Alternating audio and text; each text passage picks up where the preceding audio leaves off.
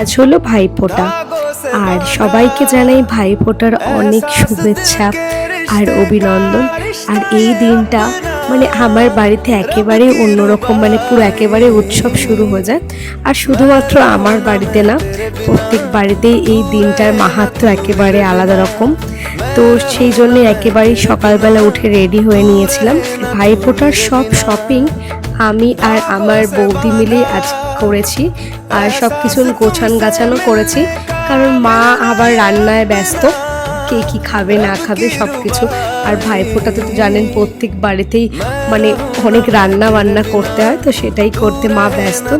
আর এই 2 বছর হলেও আমি ভাইফোঁটা দিতে পারি না, কারণ আমার শরীরের জন্যে। কিন্তু এই বছর আমি ভীষণই খুশি, আমি আমার সব দাদা আর ভাইরা এক জায়গায় হয়েছে। আর আপনারা কীভাবে ভাইফোঁটা কাটাচ্ছেন অবশ্যই জানাবেন। Bye bye.